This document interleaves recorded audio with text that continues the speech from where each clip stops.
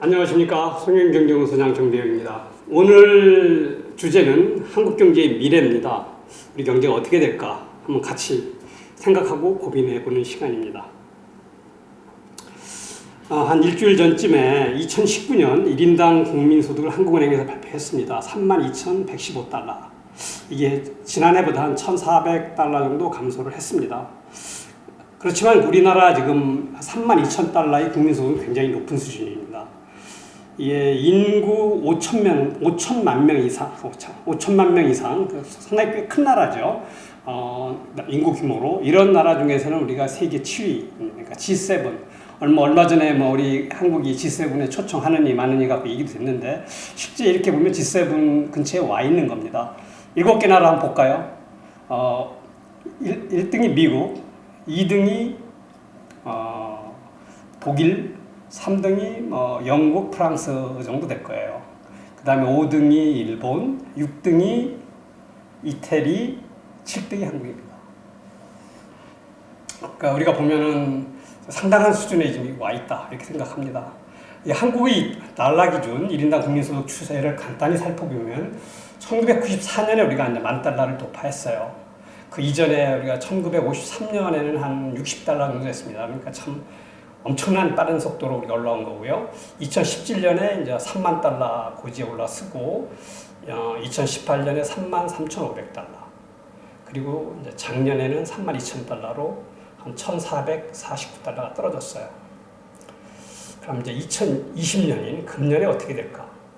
아마 금년에는 지금 마이너스 성장하고 그 다음에 이제 물가도 별로 오르지 않고 등등, 그리고 환율은 오르고 해서 아마 30,000달러 근처에 있을 거예요. 잘하면 30,000달러는 깨지지 않고 30,000달러는 상회할 거예요. 그러니까 올해도 한 1,500달러에서 2,000달러 정도를 감소할 가능성이 있습니다.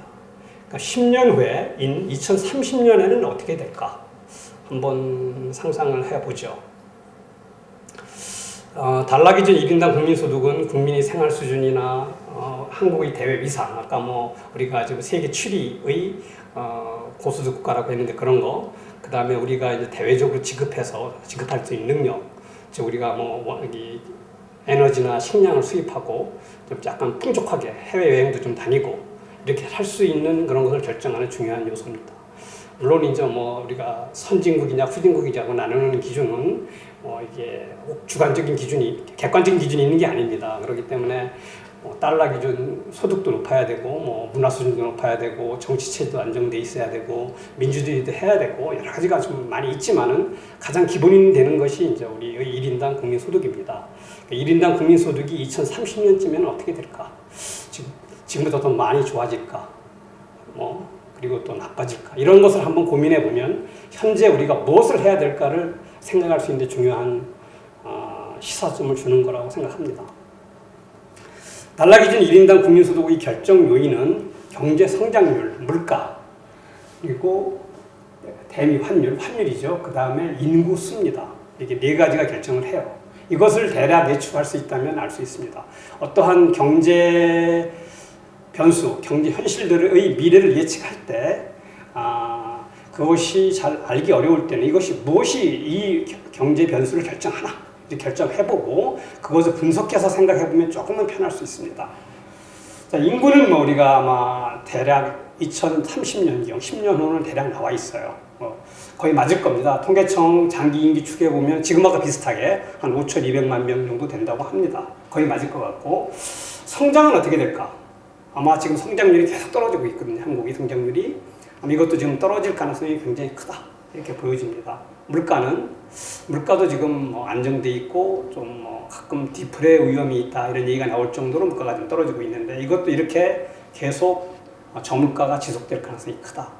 단지 하나 좀 걱정거리가 있다면 과거 10년이라는 기간이 굉장히 긴 기간이기 때문에 우리 현재 지금 재정정책이나 통화정책이 잘못 운영돼서 물가가 크게 오를 가능성도 아주 적지만 전혀 없는 것은 아니다라는 생각을 항상 갖고 있어야 된다. 그렇지만 대략 크게 본다면 성장률 떨어지고 저물가도 계속될 것 같다.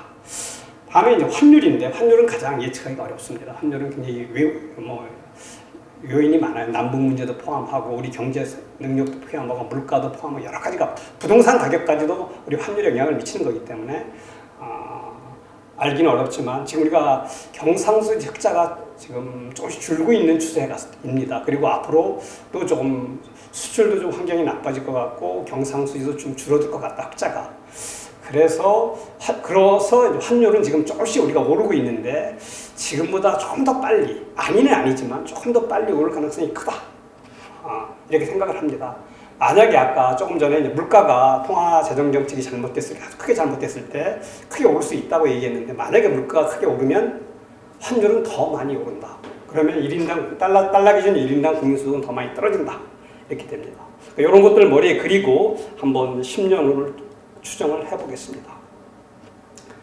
2030년에 1인당 국민소득은 이걸 추정하기 전에 지금 우리가 한 33,000달러, 32,000달러 수준인데 지금과 같은 비슷한 생활 수준을 유지하려면 적어도 10년 후에는 제가 볼 때는 한 37,000달러나 4만 달러 정도 수준은 되어야, 왜냐하면 물가가 조금씩 오르는 거기 때문에 되어야 우리가 지금과 비슷한 체감할 때, 느낄 때 지금과 같은 생활 수준을 느낄 수 있습니다.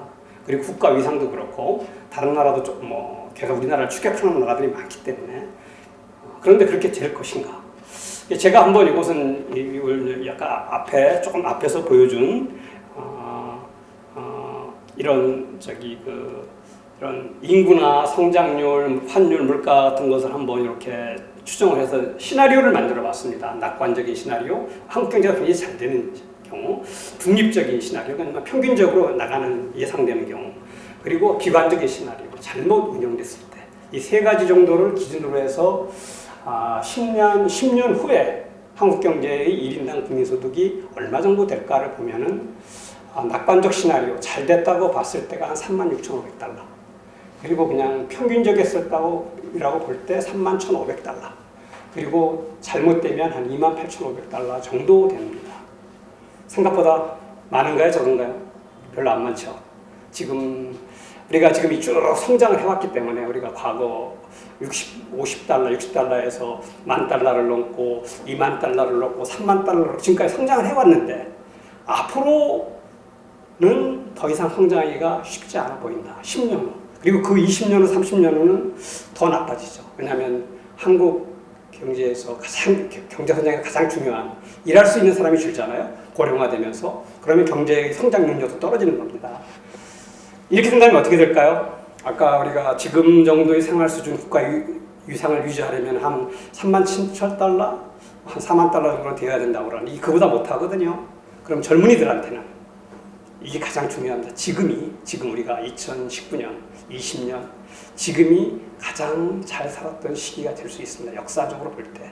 우리가 지금 코로나 대응 같은 걸 잘하고, 우리가 지금 우리보다 선진국이라고 생각했던 미국, 일본, 유럽들이 이렇게 우왕좌왕하는 걸 보고 나서 우리가 굉장히 자부심을 느끼지만, 현재까지 그런 자부심을 느낄만 하지만, 우리가 아까 말씀드린 대로 G7에 왔지만은 실제 앞으로는 낙관하기 어렵다. 굉장히 어려운 상황이 펼쳐질 가능성이 굉장히 크다, 이렇게 생각을 합니다. 그래서 이제 한국 경제의 미래를 한번 종합해보면, 사실은 미래는 저는 이제 결정 문제는 아닙니다. 미래는 매일매일 지금 우리가 하는 선택, 오늘 우리가 하는 선택에 따라 미래가 바뀌는 겁니다. 우리가 어떤 선택을 해야 하느냐, 어떤 소비를 하고, 어떤 투표를 하고, 또 그 다음에 또 내가 어떤 직업을 갖고 어떤 일을 하느냐, 그런 것들이 모여져 갖고 대한민국이라는 이런 나라가 형성이 되는 건데, 그렇기 때문에 우리가 선택은 계속 바뀔 것이기 때문에 미래도 바뀝니다, 당연히. 그렇지만 지금까지 해온 과정을 쭉 본다면 우리 미래는 잘하면 지금 일본이 계속 쇠락하고 있습니다. 우리 좀 보면은 여러 가지 면에서 쇠락하고 있는데, 쇠락하고 있는 일본은 따라잡을 수 있을 것 같아요. 그런데 전성기 일본은 1980년대 말 1990년대입니다. 이때 일본은 못 미칠 것 같습니다. 일본은 1995년이면 얼마 전입니까? 한 25년 전 얘기입니다. 그렇지. 25년 전에 1인당 국민소득이 4만 달러를 넘었어요. 우리가 지금 이제 3만 3천 달러, 2천 달러에서 막 이렇게 헤매고 있는데, 그리고 세계 제2의 경제대국 지위를 2009년까지 유지를 했습니다.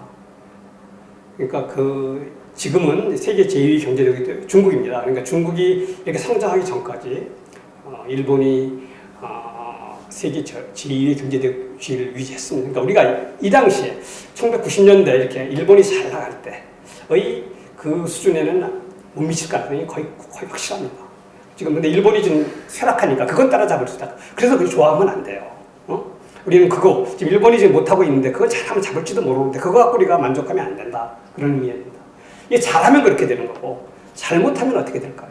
잘못하면 우리가 참 가끔 그냥 우스갯소리를 많이 하는 그리스나 아르헨티나의 길을 갈 수도 있다. 이게 아주 굉장히 중요합니다. 아르헨티나가 1900년대 초에는 세계 아까 G7 정도에 되는 그런 나라였어요. 그러니까 우리가 이제 이런 국민소득이나 이런 경제 통계들이 대부분 1940년대 이후에 생겨진 통계입니다.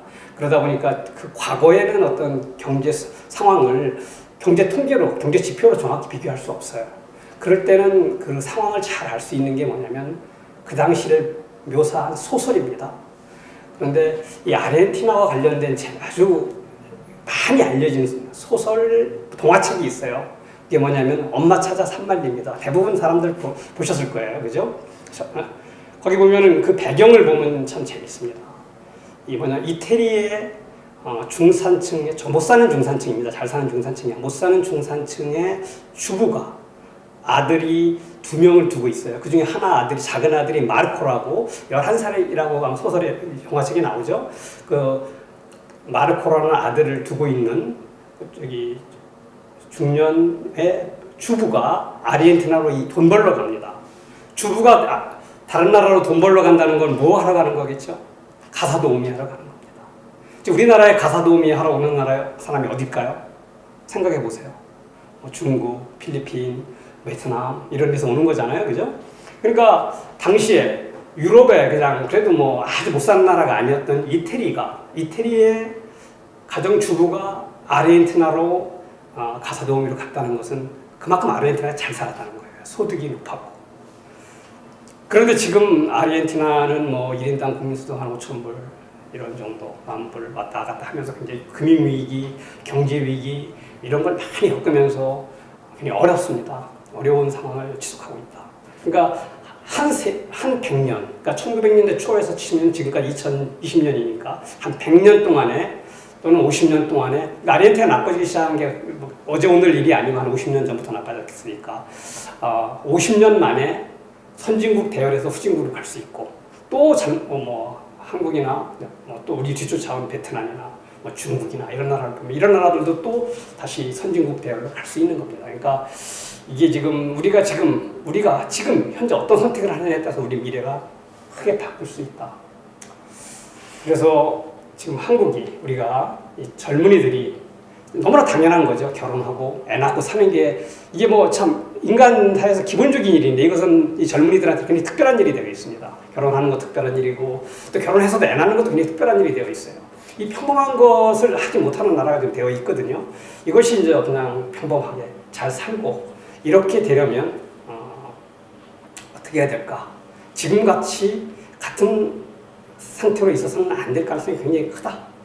그래서 이제 제가 항상 얘기하는 한국 경제의 구조적인 문제인 직업 간 과도한 보상 격차, 그리고 부동산 문제가 해결돼야만 한국 경제의 지속적 성장이 가능하고 다시 한 10년 후에 우리 경제가 낙관적 시나리오를 넘어서 조금 더 전성기의 일본도 따라잡을 수 있지 않을까 이런 생각을 합니다.